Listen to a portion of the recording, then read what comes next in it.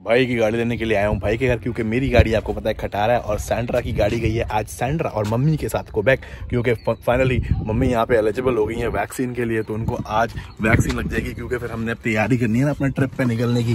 तो इसलिए आज उनको कौन सी लगती है ये तो अभी थोड़े टाइम में पता लगेगा कि फाइजर है, मॉडर्ना है या AstraZeneca, but vaccine finally mummy को लग जाएगी तो थोड़ा पीस ऑफ माइंड रहेगा। और आज फाइनल तैयारियां मुकम्मल कर देनी है, क्योंकि कल से तो फिर हमें निकलना ही है अपनी ट्रिप पे।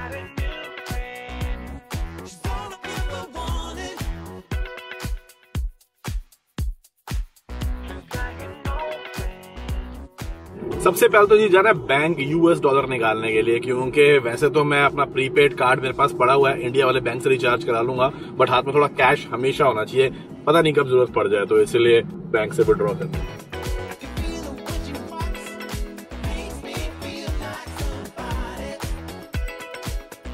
अब जी टेक्निकली स्पीकिंग क्वेबेक में 60+ लोगों के लिए वैक्सीन अब जाके अलाउ हुई है। इंडिया में तो 45+ के आसपास भी चल रहा है और ओंटारियो में भी 70+ ही है। इसीलिए क्योंकि मम्मी हाई रिस्क के अंदर भी हैं, कोमोर्बिडिटीज में भी हैं, क्वेबेक में अवेलेबल थी और सैंड्रा के पास क्योंकि क्वेबेक का रेजिडेंस है, शाले का एड्रेस, तो इसीलिए वो फाइनली जाके मम्मी को आज वैक्सीन लगवा रही है।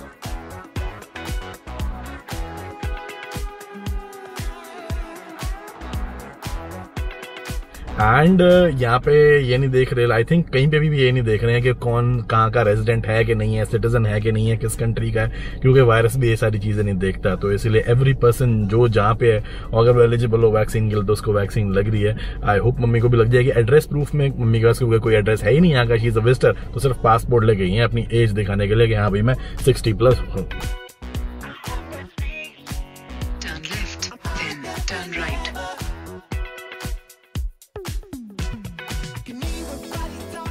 टीडी का बैंक भी टीडी।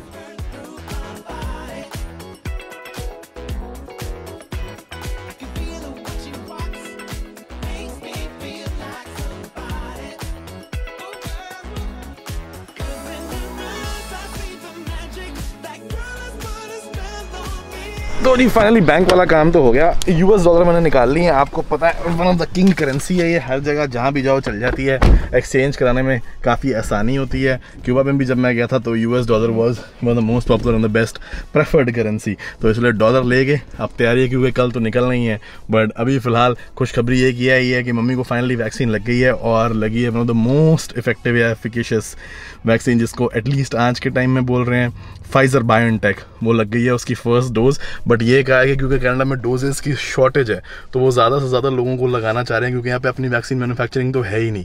तो वैसे तो वो कहते हैं कि 21 से 28 दिन के अंदर दूसरी डोज लग जानी चाहिए, मगर मम्मी को डेट मिली है जुलाई के एंड की, यानी कि 2.5-3 महीने दूसरी डोज के लिए वेट करना पड़ेगा।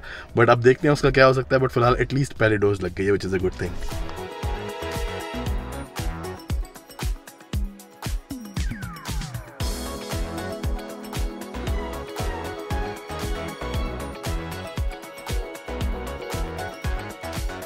अब जितना महंगा इक्विपमेंट और सामान लिया है और जितना सारा सामान है उसको ट्रांसपोर्ट करना, क्योंकि हमें फ्लाइट लेनी है, फ्लाइट लेके दूसरी जगह लेके जाना, तो वो सारी अरेंजमेंट के लिए भी ऐसी चीज़ चाहिए जो कि उसको सेफ रख सके, क्योंकि इक्विपमेंट बहुत महंगी है। तो वो मैं कुछ देखने जा रहा हूँ, थोड़ा बहुत और सामान, बस डाउनटाउन का एक छोटा सा चक्कर लगाना है और उसके बाद वापस फाइनल थिंग।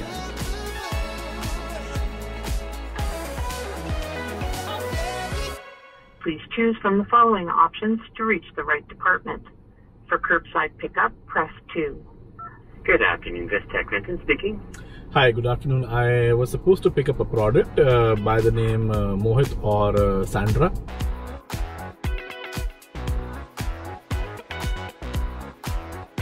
बहुत सारे इक्विपमेंट इकट्ठे कर रहा हूँ जी, क्योंकि एक ऐसी ट्रिप बनानी है, ऐसी सीरीज बनानी है जिसको देख के मजा आ जाए, बेंचमार्क सीरीज हो, ट्रैवलिंग देसी की लोग भूल ही जाएं बाकी और सब कुछ। तो इसीलिए कहीं कोई कॉम्प्रोमाइज नहीं छोड़ रहा, और तभी मैं अल्टरनेट वीडियोस भी डाल रहा हूँ, क्योंकि अभी भी आपको मेरे शायद आवाज से लग रहा होगा कि गला हस्की अभी तक कोई इतना ठीक नहीं हुआ, ताकि बॉडी को एम्पल रेस्ट का टाइम भी मिल जाए, ताकि जब निकलें तो फिर तो सोने को भी टाइम नहीं मिलना। इस बार तो ऐसी शूटिंग और ऐसी फिल्मिंग करनी है।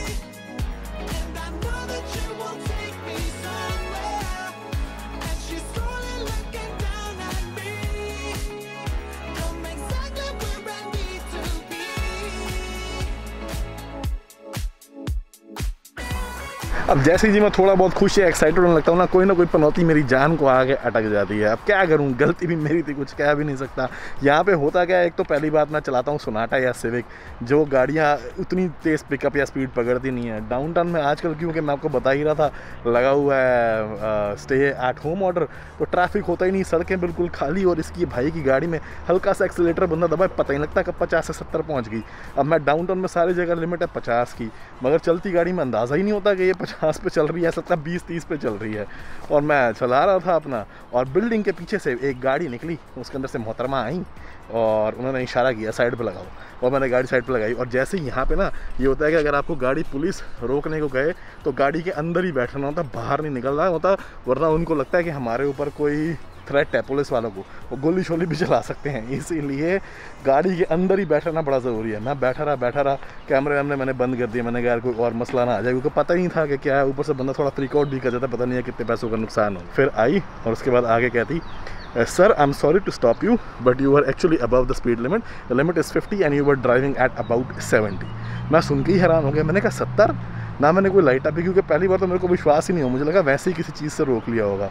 बट जब उसने पकड़ा रोका तो मैं क्या बहस करता हूँ, उन्होंने कहा लेज़र से हमने डिटेक्ट किया है और आपके पास ऑप्शन है कि आप चाहो तो इसको कोर्ट में चैलेंज कर सकते हो, you can plead not guilty but for now I have to issue you a fine.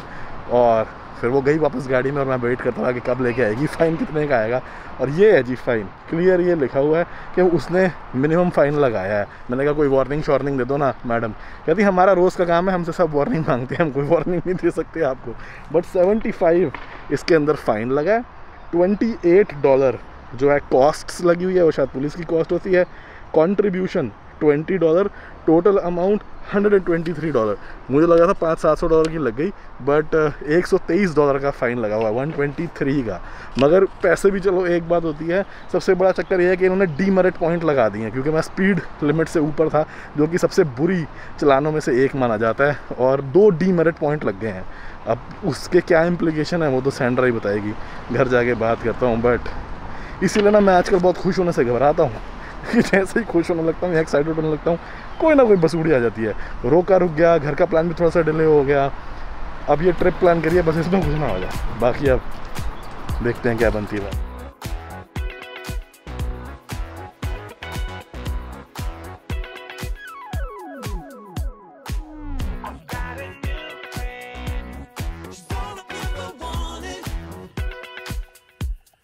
तो जी मैंने सोचा गाड़ी कहीं तो खड़ी करनी है, तो अपना इतना बड़ा लाट है यहीं लगा दी जाए। घोड़ों का अस्तबल हुआ करता था जब तक मेरा ख्याल है किसी ज़माने में। फ़िलहाल गाड़ी मैंने यहीं डाल दी है। बहुत सारा जो सामान अपने घर के अंदर शिफ्ट करना रह गया था, तो वो हमने गाड़ी के अंदर भर दिया, जो ट्रेलर में नहीं जा सका।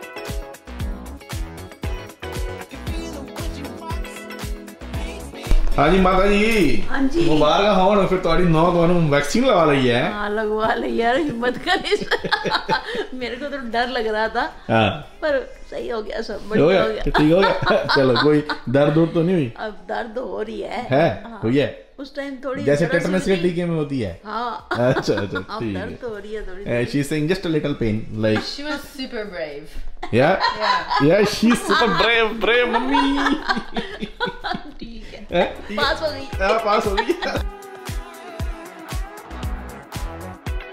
कल सुबह निकलना टोरंटो। मेरी तो टीचर 2 दिन पहले से ही पैकिंग पूरी है मेरी तो। तुम अपना देखो, तुम्हारा तो बहुत काम है। तैयारी है जी बहुत, क्योंकि हमको थोड़ी सी तैयारियां, मतलब इसीलिए मैं ऑल्टरनेट वीडियो भी डाला था, बार बार कह रहा हूँ। Are you ready? I wish. Almost. Being full time into travel vlogging, cameras, putting videos every day, almost every day at least we will try, and managing the entire whole scene as the central organizer While on the road. while on the road. You ready? I am. मजे आने वाले हैं। बहादुर है, बहादुर है। आई तरीके के सस्ते गई संभालेगी। है, संभाल लेगी। ठीक है चलो बहुत बढ़िया। बाकी जी माता जी अपना आशीर्वाद देने के लिए, मैडम कैमरा और सपोर्ट देने के लिए है ना, और पूरी अब शुरुआत कर देनी है कल से ट्रिप की। कल सुबह सुबह निकल जाए।